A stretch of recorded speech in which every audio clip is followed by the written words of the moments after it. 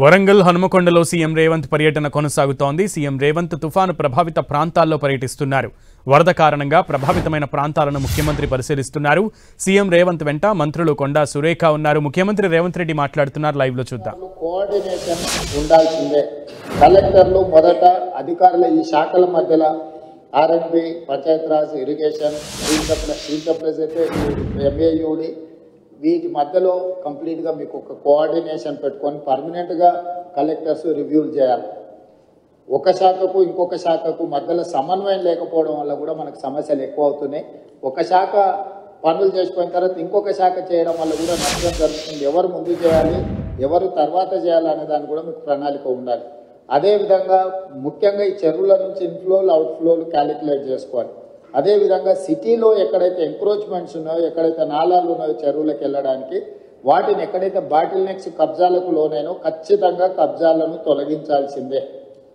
ఎంత వారున్నా ఎవరున్నా ఆ విషయంలో కఠినంగా వ్యవహరించాల్సిందే. కబ్జాలు పెట్టేటోళ్ళు 10 మంది ఉంటే ఈ 10 మంది వల్ల 10,000 ఇళ్ళు కాలనీలలో నీట మునుగుతున్నాయి. వాళ్ళు జీవితకాలం కష్టపడి సంపాదించిందంతా టీవీలు, ఫ్రిడ్జులు, మంచాలు, పిల్లల చదువులు, పిల్లల సర్టిఫికెట్లు, వాళ్ళ సంపద మొత్తం నీళ్ళలో మునుగుతుంది. మనం ఏమి ఇచ్చినా కూడా వాళ్ళకి అంత సహాయం చేయలేము. కాబట్టి దయచేసి ఈ విషయంలో అధికారులు స్పష్టతతో కూడుకున్న నిర్ణయాలు తీసుకొని ముందుకు వెళ్లాల్సిందే.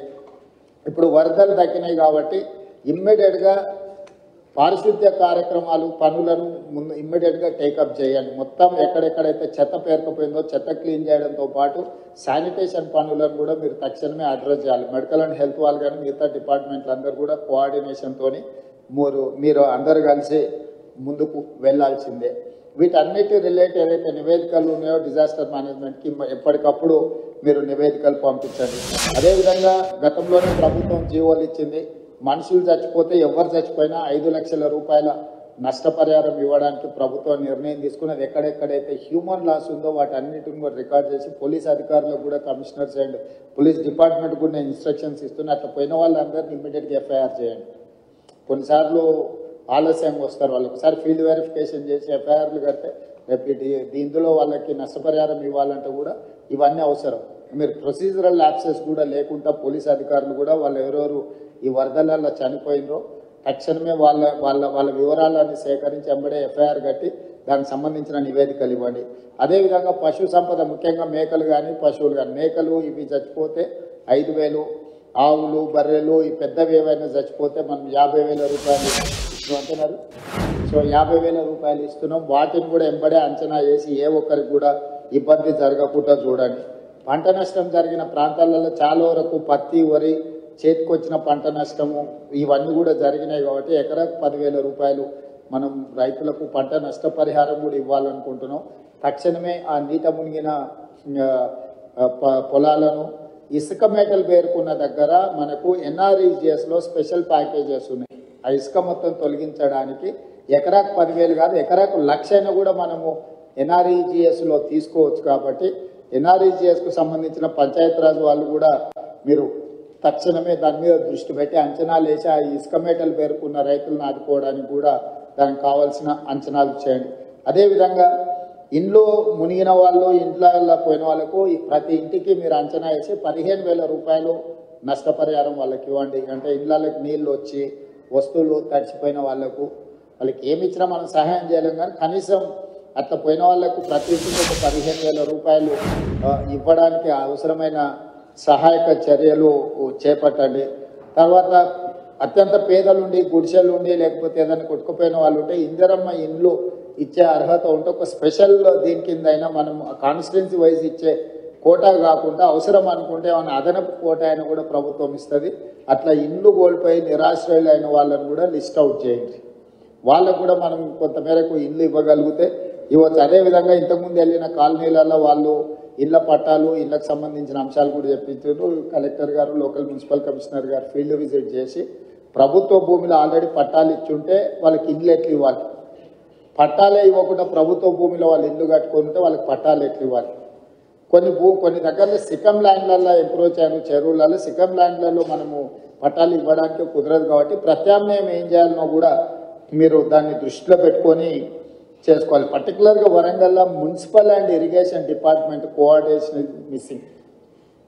ఇమ్మీడియట్గా ఇన్ఛార్జ్ మినిస్టర్ గారు, సంబంధిత అధికారులు, మున్సిపల్ అండ్ ఇరిగేషన్ మినిస్టర్, ఈ మున్సిపల్ అండ్ ఇరిగేషన్ అధికారులు కూర్చొని కాంప్రహెన్సివ్గా హన్మకొండ అండ్ వరంగల్ మొత్తానికి మీరు కాంప్రహెన్సివ్ ప్లాన్ చేసుకోవాలి. Warangal outer ring road inside ఏదైతే ఉందో, కోర్ అర్బన్ వరంగల్ ఏదైతే ఉందో, కోర్ అర్బన్ వరంగల్కి మీరు అండర్ గ్రౌండ్ డ్రైనేజ్ విషయంలో కానీ, రోడ్ల విషయంలో కానీ, మిగతా డెవలప్మెంటల్ ఇష్యూస్లో కంప్లీట్గా కాంప్రహెన్సివ్ ప్రణాళిక చేసుకోవాల్సింది. దీంట్లో భాగంగానే స్మార్ట్ సిటీలో మీకు కొన్ని నిధులు వచ్చినాయి. మీరు కొంత దూరం స్మార్ట్ సిటీలతో నిధులతో కట్టేసి అక్కడ వదిలేసింది. మీరు అట్లా వదలడం వల్ల ఇంకా పెద్ద సమస్యగా మారుతున్నారు.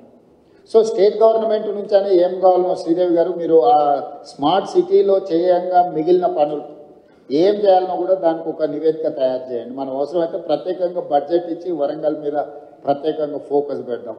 పనులు మాత్రం వదిలేయడానికి వీలు లేదు. స్మార్ట్ సిటీలో తెచ్చుకోగలిగిన తెచ్చుకోండి. బ్యాలెన్స్ వర్క్స్ ఏవైతున్నాయో ఖచ్చితంగా స్టేట్ గవర్నమెంట్ నుంచి మీరు ప్రపోజల్ ఇవ్వండి.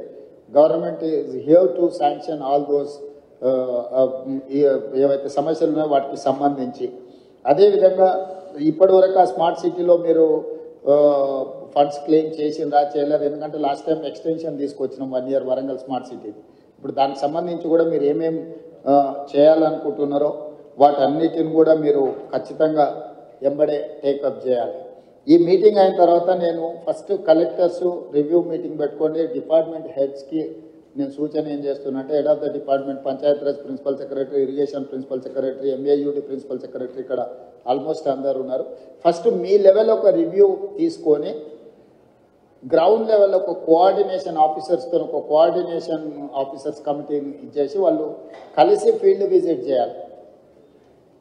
కలెక్టర్లను కూడా అందులో భాగం చేసి కలెక్టర్ల ద్వారా నివేదికలు తయారు చేస్తే మనం ఏం ఫండ్స్ ఇవ్వడానికి ఉంటుందో మనకు స్పష్టత వస్తుంది. మీరు ఒక నివేదిక తయారు చేసుకున్నాక ఏ జిల్లాకు ఆ జిల్లా, ఫర్ ఎగ్జాంపుల్ వరంగల్ జిల్లా, ఉమ్మడి వరంగల్ జిల్లా ఇన్ఛార్జ్ మంత్రి గారు ప్రజాప్రతినిధుల అధికారులతో ఇమ్మీడియట్గా రివ్యూ తీసుకొని ఆ నివేదికలు తయారు చేస్తే గవర్నమెంట్ ఆఫ్ ఇండియా నుంచి ఫండ్స్ ఎట్లా తెచ్చుకోవాలా, స్టేట్ గవర్నమెంట్ నుంచి ఏం ఫండ్స్ ఇవ్వాలా అనేది రెండింటి మీద కూడా మేము క్లారిటీ ఇచ్చి దానికి కావాల్సిన నిధులు మంజూరు చేసే కార్యక్రమం తీసుకుంటాం.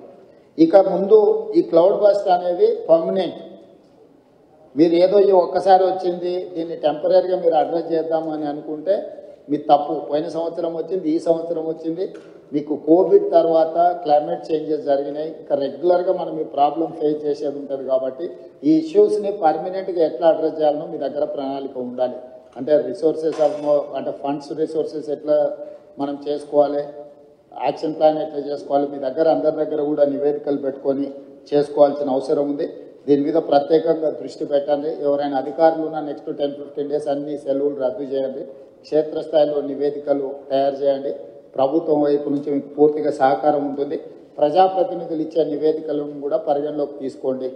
ఫీల్డ్లో మీరు క్షేత్రస్థాయి నివేదికలు తెప్పించుకొని తక్షణం దీని మీద చర్యలు తీసుకోవడానికి అవసరమైన ప్రణాళికలు చేస్తే నేను మళ్ళీ అన్ని జిల్లా కలెక్టర్లతోనే హైదరాబాద్ స్థాయిలో నేను మళ్ళీ రివ్యూ తీసుకుంటాను.